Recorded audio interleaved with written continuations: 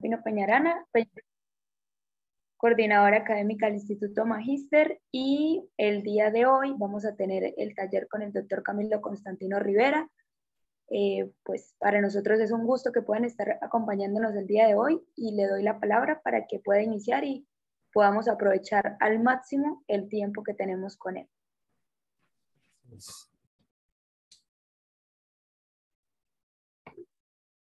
Muy buenas tardes tengan todos ustedes. Quiero agradecer profundamente el que nos estén acompañando aquí y sobre todo por la enorme participación que hay respecto de estos temas relacionados con los distintos criterios jurisprudenciales que han salido en los últimos días relacionados con el tema de la prisión preventiva oficiosa y las medidas cautelares. Vamos a procurar agotar un poquito rápido la cuestión, la temática. Sí, aquí por un tema de salud, pero no quería yo dejarlos colgados, quería estar con ustedes y de todos modos vamos a agotar la plática y vamos a continuar. ¿Sale? Fíjense que en los últimos días, principalmente hace aproximadamente 15 días, poquito antes de que iniciaran las vacaciones en el Poder Judicial de la Federación, nos sorprendieron con una noticia respecto de la contradicción de tesis 40/2023, en donde un tribunal colegiado de circuito de Baja California otorga el amparo para efectos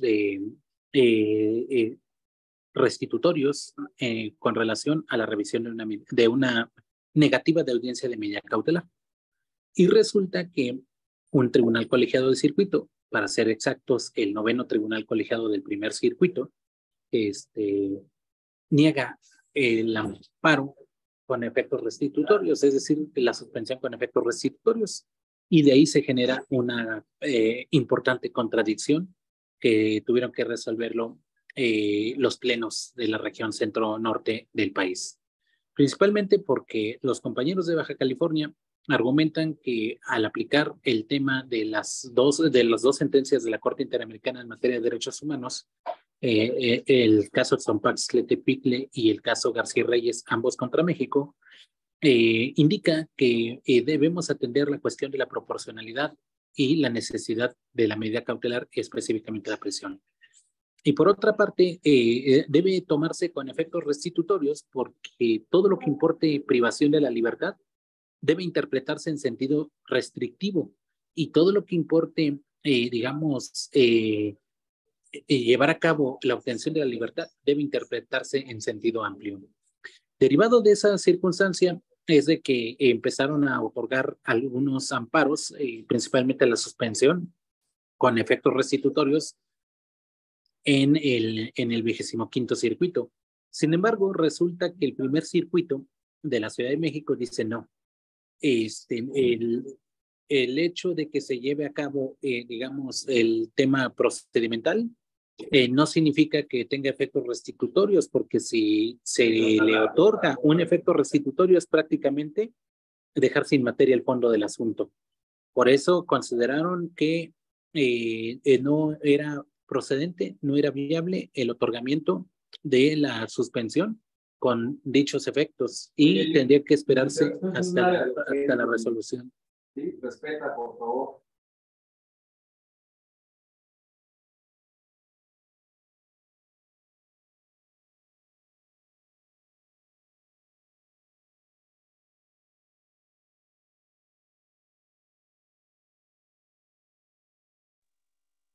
Bien, entonces, como les comento, el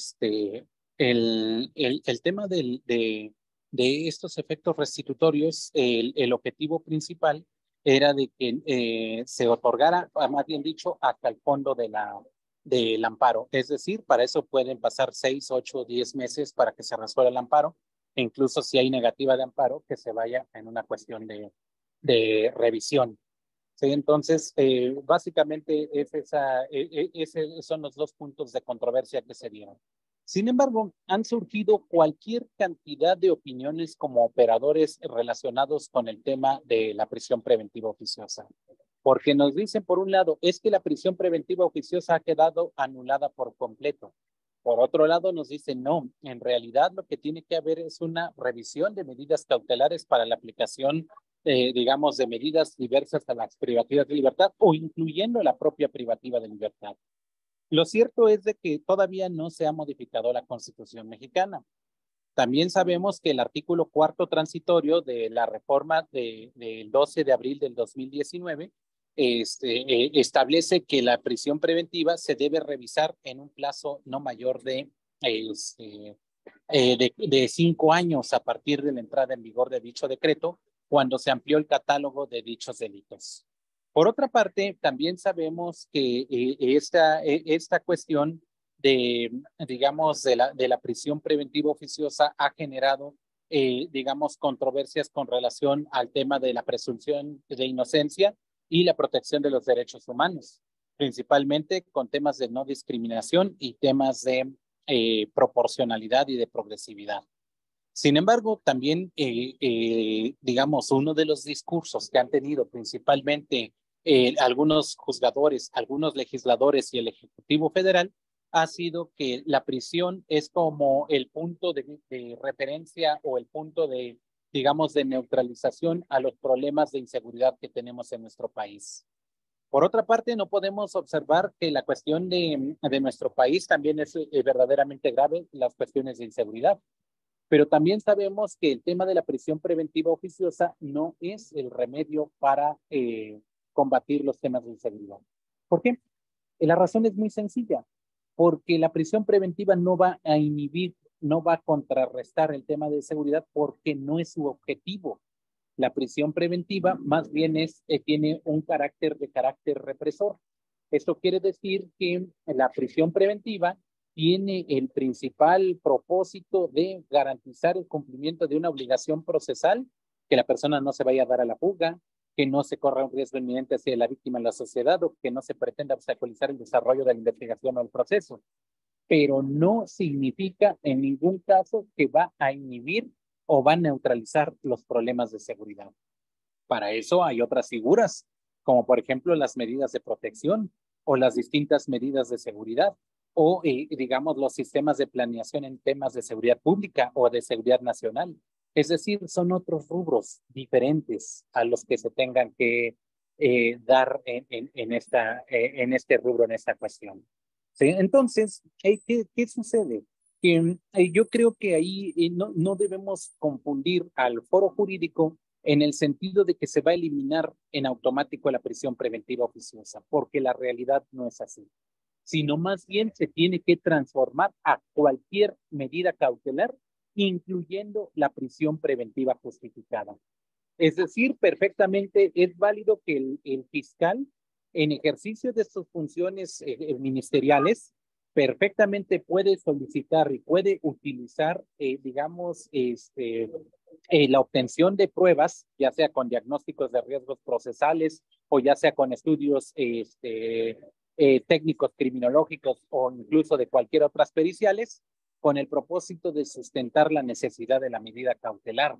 Independientemente de que esté en una prisión preventiva oficiosa, perfectamente es válido cambiarlo a una prisión preventiva justificada.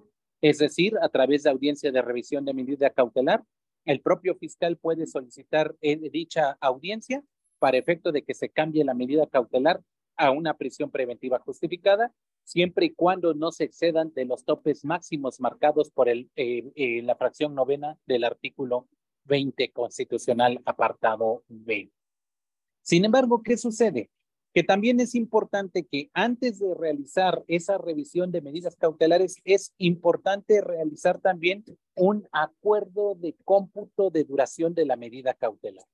¿Por qué? Porque si la medida cautelar es una causa imputable a la defensa o al imputado porque ha obstaculizado determinados actos procesales, entonces eso se tiene que computar más bien dicho, eso no se computa para los 2 años de la duración de la medida cautelar, sí se puede computar para la duración de la pena. Dicho sea de otra manera, por ejemplo, si se promueven recursos notoriamente improcedentes o si se realizan actos tendientes a obtener una dilación o una prolongación en los procesos de manera deliberada, perfectamente es válido que se pueda realizar ese cómputo de duración de la medida cautelar y descontarlo para efectos de la duración de los 2 años. Por ejemplo, la defensa puede solicitar, digamos, ampliación de digamos, de descubrimiento probatorio, como lo marca el 341, o ampliación de investigación complementaria más allá de lo que se había otorgado y que el fiscal no haya realizado ninguna manifestación de vista, o que haya promovido algún amparo y que se otorgue una suspensión y que posteriormente se haya dado la negativa de dicho amparo. Sí, es decir, todas esas cuestiones que son tendientes a dilatar o al prolongar el derecho de defensa, el ejercicio del derecho de defensa, evidentemente en los términos del artículo 165 y de la propia Constitución, perfectamente se puede ampliar la duración de la medida cautelar. Sin embargo, ahí lo que se tiene que hacer es necesariamente la revisión de la medida cautelar de prisión preventiva oficiosa a una prisión preventiva justificada. El propósito es de que la prisión preventiva justificada no está sustentada en un hecho, está sustentada en una evaluación de riesgo procesal, que es una cosa totalmente diferente. Y las pruebas de las medidas cautelares no deben servir para sustentar una imputación, una acusación o una sentencia, sino que las pruebas de la cautela deben tener autonomía de gestión y de duración e incluso pueden tener sus propios medios de defensa. Dicho sea de otra manera, ahí lo que debemos considerar, lo que debemos tener, lo que debemos plantear es de que el tema de la, digamos, de la prueba de la cautela que no se produce en muchas ocasiones ni por la fiscalía ni por el defensor, digamos, ahora se convierte en un elemento esencial en la integración de la carpeta de investigación o en la actividad probatoria de la defensa. Es decir, el defensor tiene que probar también en caso de que considere que no hay riesgo en la duración de la medida cautelar. El defensor tiene que, digamos, probar en el caso de que sea necesario la modificación de una medida cautelar. El defensor tiene que probar también en caso de que se deba extinguir la duración o la aplicación de una medida cautelar. Sí, es decir, la cautela no es modificable de manera automática, sino más bien la cautela debe ser modificable por la cuestión de los diagnósticos de riesgos procesales. La única forma de modificación automática de la medida cautelar sería por una duración mayor de 2 años con causa imputable a la fiscalía, a la asesoría jurídica o al órgano jurisdiccional, pero no cuando se realicen actos que sean imputables a la defensa. Por ejemplo, tenemos una audiencia de juicio oral el 10 de agosto y resulta que llego yo como defensor nuevo y solicito el diferimiento de la audiencia de juicio oral. Resulta que el cómputo de ese diferimiento no le va a computar para la prisión preventiva, digamos, de la duración que marcan los plazos procesales, porque es en ejercicio de derecho de la defensa, a menos que no vaya el Ministerio Público o que no vaya el asesor jurídico de la víctima o porque no haya sido notificado por causa imputable al órgano jurisdiccional. Es decir, cuando se trate de actos procesales relacionados con dilación o diferimientos o que sean por parte del fiscal, por parte de la asesoría jurídica o del órgano jurisdiccional, entonces ahí sí podría computar para efecto de los 2 años de la duración de la medida cautelar. Pero si es por una causa imputable a la defensa, ahí no debe durar ese plazo. Es decir, en este caso yo como defensor voy a necesitar cuando menos 30 días o 20 días o 10 días para la preparación del juicio oral. Sí, pero ya nos han notificado desde el 27 de junio de que está la audiencia de debate. Sin embargo, no ha habido un acto jurídico de individualización, entonces, o falta de protesta de cargo como defensor.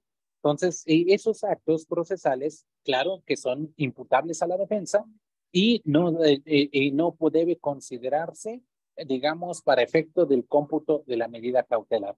Por eso es muy importante que antes de promover la audiencia de revisión de medida cautelar, lo primero que tenemos que hacer es el cómputo y poderle solicitar al juez de control o en su caso al juez de ejecución que está a disposición en este caso el imputado o el acusado para que se realice el cómputo de duración de la cautela, de tal forma que se tenga la certeza de cuánto tiempo se está durando y cuál ha sido la causa de duración o de prolongación de dicha medida cautelar. Por ejemplo, conocemos tribunales como el de Baja California o el de Jalisco, que tardan 6, 8, 10 meses para la fijación de una audiencia de juicio oral. Eso no es una causa imputable a la defensa, sino más bien es una causa imputable al tribunal. En esos casos se puede considerar que la duración de la medida cautelar no ha sido por el ejercicio de derecho de defensa, sino más bien por la infraestructura de las instituciones procesales. Sin embargo, si hay una dilación por parte de la defensa y si esa dilación está, digamos, fuera de los marcos de los parámetros procesales, entonces ahí sí le podemos aplicar perfectamente bien el artículo 165 de nuestro Código Nacional de Procedimientos Penales. Dicho sea de otra manera, es decir, el fiscal no debe preocuparse porque así de manera automática porque la persona está privada de la libertad desde el 1 de agosto del 2021, sino que más bien vamos a ver del 1 de agosto del 2021 al 31 de julio del 2023 cuál fue la temporalidad imputable al defensor y eso se puede alegar de que en los términos del 165 de que no ha sido una prolongación, digamos, imputable al proceso o en este caso a la parte acusadora y por tanto puede haber una oposición fundada a dicha circunstancia. Sin embargo, si el defensor promueve audiencia de revisión de medida cautelar porque ya se usaron los 2 años de duración de la cautela, el fiscal lo primero que tiene que hacer es ver ese cómputo y claro, puede oponerse fundadamente, pero incluso puede considerar en la misma audiencia de modificación de medida cautelar que cesen los efectos de la medida cautelar de prisión preventiva oficiosa y que se cambie por una medida cautelar de prisión preventiva justificada. Es decir, son dos figuras procesales totalmente diferentes. ¿Por qué? Porque la prisión preventiva justificada está sustentada en un diagnóstico de riesgo procesal y la prisión preventiva oficiosa está sustentada en la imputación de un hecho, ni siquiera en la vinculación a proceso. ¿Estamos de acuerdo? Permítame tantito, no me cuelguen.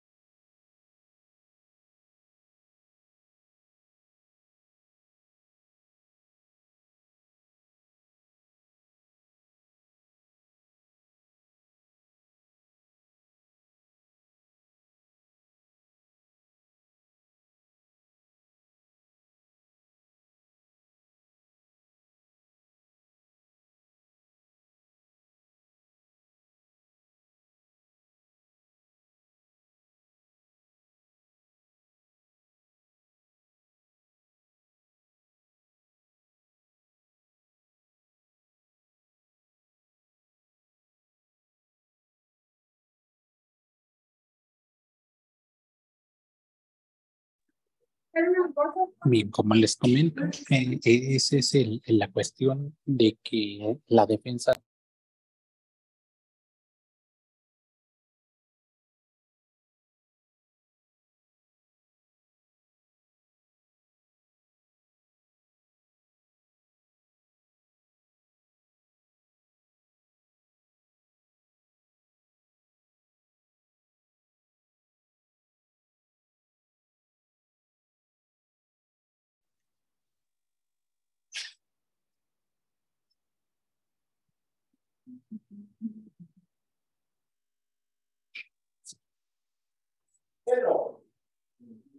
Sí, dicho sea de otra manera, el tema de las cautelas de prisión preventiva oficiosa va a generar bastantes circunstancias o, digamos, discusiones en los próximos meses con relación a este tema.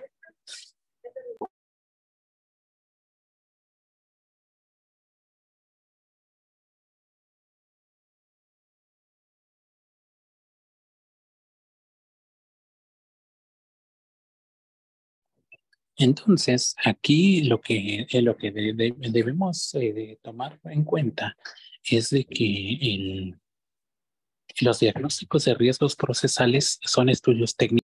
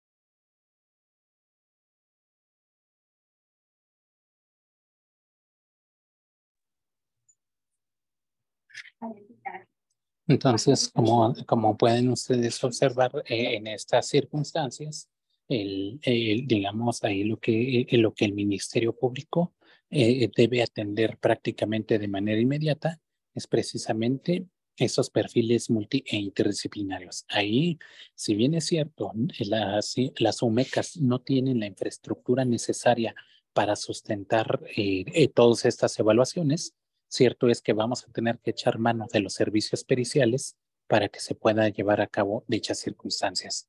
Sí, es decir, el tema digamos, de la aplicación cautelar, sí,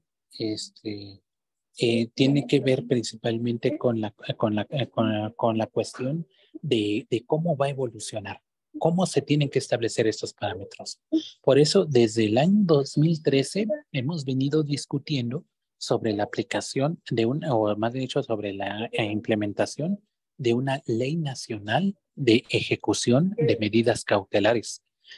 Yo creo que esa sería la principal solución para evitar discrepancia de criterios, para saber si se va a aplicar prisión preventiva justificada, para saber si se va a cesar los efectos de la prisión preventiva oficiosa, para ampliar los criterios de justificación de necesidad de cautela, para tener parámetros objetivos de medición de los riesgos, cuando puede ser nulo, bajo, medio, alto, extremo, riesgo procesal. Ahorita no hay parámetros. Ahorita simple y sencillamente son mediciones subjetivas y eso debe estar considerado primeramente en la jurisprudencia y posteriormente en la ley. Entonces, por eso es importante que tomemos en cuenta estas circunstancias y que no nos alertemos de que va a ser una salida masiva de personas privadas de su libertad, sino más bien ahora nos surge la necesidad de realizar argumentos científicos en el sustento de la cautela.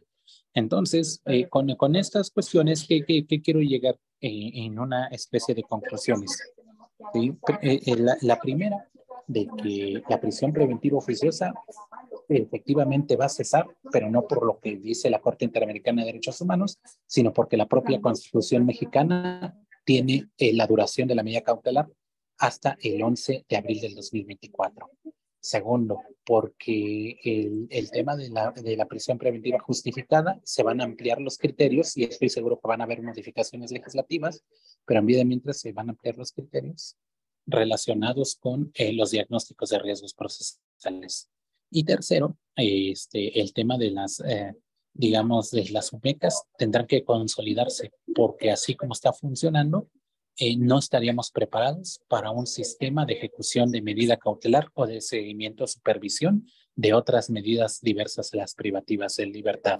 Y cuarto, la aplicación de tecnologías en los esquemas de cautela, porque eso va a servir o va a permitir que de que tengamos certeza de que las medidas diversas a las privativas de libertad puedan darse cumplimiento. ¿Por qué? Porque ahora es bastante grande tratar de hacer una revisión de las más de 270,000 personas privadas de su libertad, que el 52% están bajo medida cautelar de prisión preventiva y que en un golpe no se podrían llevar esa cantidad de audiencias, sino más bien se tiene que diseñar un buen protocolo de actuación en el marco de la aplicación de las medidas cautelares. Entonces, ¿qué viene en los próximos días? Yo creo que que se va a publicar en el Semanario Judicial de la Federación el criterio de contradicción de tesis 40/2023. Por ahí viene otro también, el 2022, que ya ha sido pronunciado igual por el Pleno Centro Norte, y que seguramente la primera sala de la Corte va a sacar varios criterios objetivos de la aplicación de las medidas cautelares. Y segundo punto, la prisión preventiva oficiosa en los próximos días va a empezar a revisarse, principalmente aquellas que ya duraron más de 2 años, para efecto de que se empiecen a aplicar ahora prisiones preventivas con necesidad de cautela. Entonces, ¿qué es lo que recomiendo? Que desde el primer momento en que ya tengamos la posibilidad de justificar diagnósticos de riesgos procesales, empecemos a justificar la necesidad de la prisión preventiva. Yo creo que eso sería mucho más eficaz y eso daría como consecuencia de que aun cuando viniera cualquier cantidad de criterios donde declare inconvencional la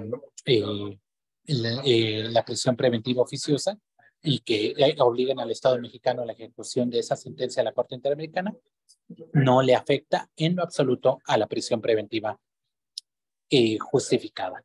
¿Sí? Entonces, pues les agradezco muchísimo. No sé si tengan alguna duda, alguna pregunta. Pueden escribir las preguntas en el chat si no tienen ningún inconveniente. Bueno, doctor, nada más yo sí quiero preguntar algo. A mí me ha tocado en algunas audiencias, porque hay algunos jueces que obviamente son interamericanos, siguen estos criterios y pues sin que existan todavía las modificaciones necesarias a la Constitución, pues ellos se decantan precisamente en favor de no aplicar prisión preventiva oficiosa. Y de repente, pues uno no sabe ante qué juez se encuentra, qué criterio está adoptando.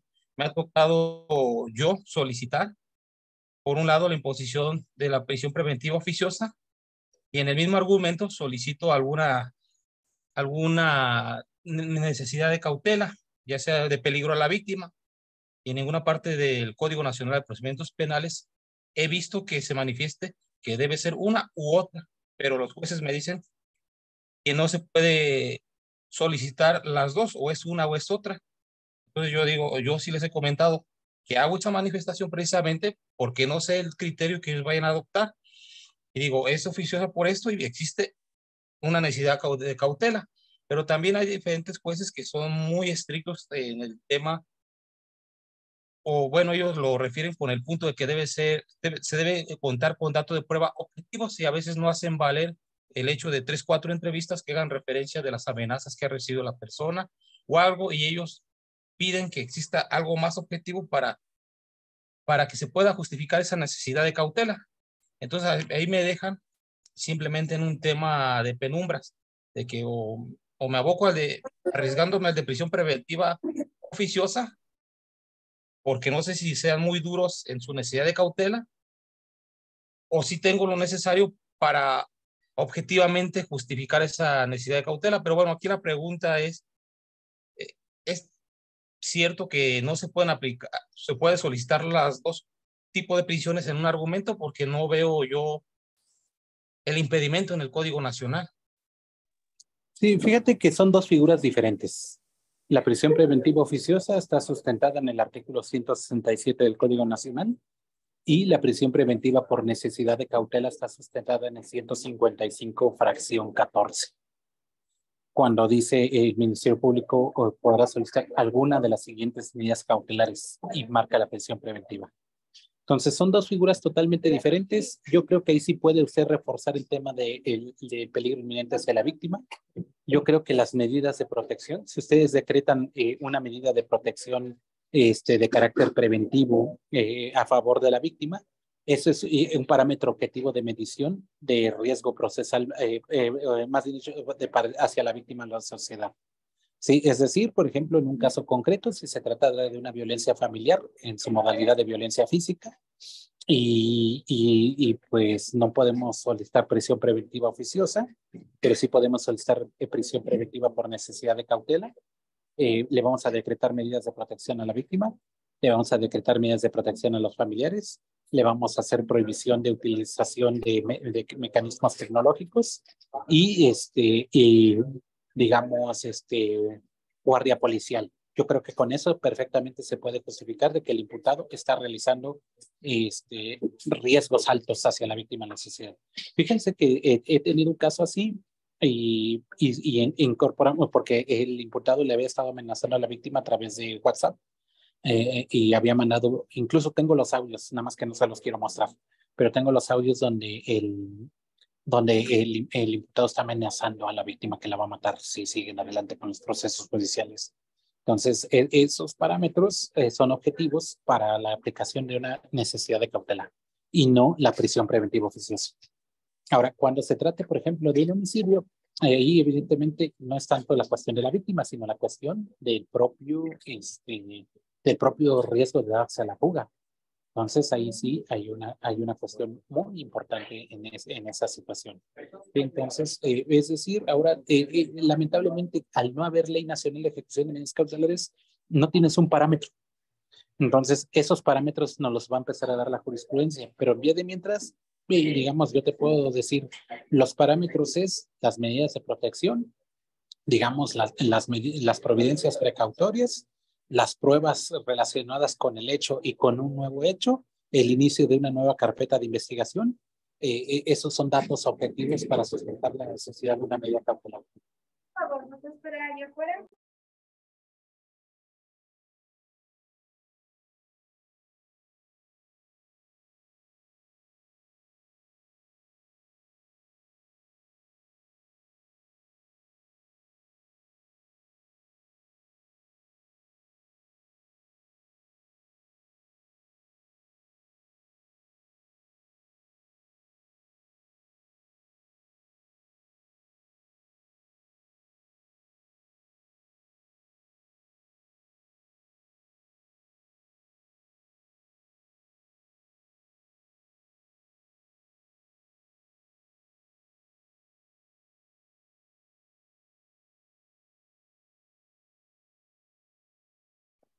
Ahora, un punto que está tocando nuestro compañero Pablo que es fundamental es el aspecto de que algunos jueces de control son muy puritanos y dicen o me pides la prisión preventiva oficiosa o me pides la prisión preventiva justificada. Y si me sustentas oficiosa, ya no puedes pedir justificada. Y a la inversa, si me pides justificada, ya no me puedes pedir oficiosa. Yo creo que ese parámetro, si bien es cierto, es diferente. También es cierto de que se trata de una medida cautelar privativa de libertad de naturaleza jurisdiccional, en donde perfectamente el juez está obligado por el párrafo segundo del 19 constitucional al entrar al estudio respecto de la medida cautelar, independientemente cómo se llame. Cierto es de que el juez, el hecho de que ahí sustente si es oficiosa, si es justificada, y el juez tome en cuenta los diagnósticos de riesgos procesales o simplemente el hecho imputado, es un acto de autoridad jurisdiccional y la cautela es de naturaleza jurisdiccional. Y por tanto yo creo que simplemente debemos pedir medida cautelar de prisión preventiva sustentada en un diagnóstico de riesgo procesal y refiriendo además de que está en el catálogo de aplicación oficiosa. Entonces, simplemente no le vamos a definir si es prisión preventiva justificada u oficiosa, sino que es prisión preventiva y que existen tanto parámetros objetivos de riesgo procesal como que por el propio hecho sustenta la medida cautelar. ¿Sí? Entonces, muy interesante ese planteamiento, Pablo. Creo que es necesario que creamos parámetros objetivos. Yo en los próximos días voy a estar publicando en mis redes sociales algunos tips que vienen en el anteproyecto de la Ley Nacional de Ejecución de Medidas Cautelares que presentamos en la Secretaría Técnica del Consejo de Coordinación para la Implementación del Sistema de Justicia Penal en México en el 2013, de qué parámetros objetivos se deben tomar en cuenta para la aplicación de una medida cautelar de prisión preventiva justificada. Y claro, cómo transformarla ahora de oficiosa a justificada. Esa sería nuestra propuesta.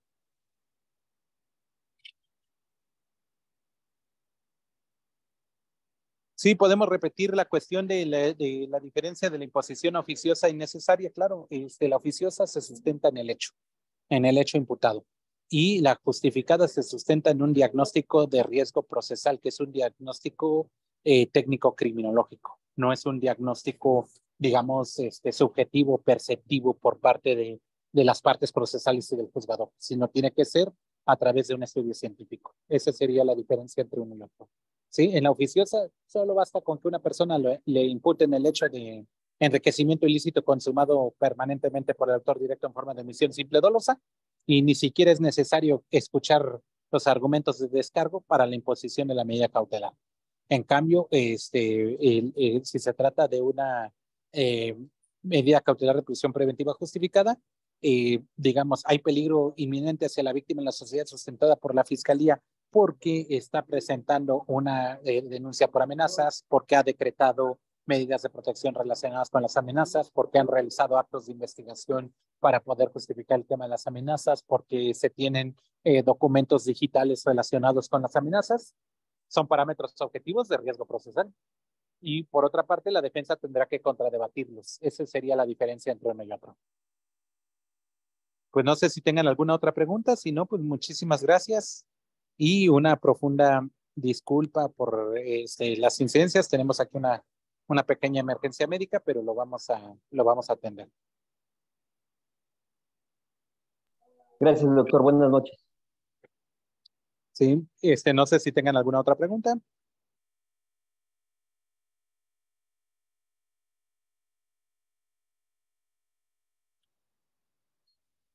Bien, pues muchísimas gracias, compañeros. No habiendo más preguntas, que pasen muy bonita noche y estamos a sus órdenes. Los vamos a invitar ahí que estudien la maestría en Derecho Penal con nosotros en el Instituto Magíster o el doctorado en Derecho. Y claro, ahí podemos platicar sobre muchos temas relacionados con la evolución del sistema acusatorio y otros aspectos en el marco del derecho penal. Que tengan muy bonita noche. Igualmente, doctor, un fuerte abrazo. De este lado, el licenciado Sergio Mesa. Gracias, Sergio.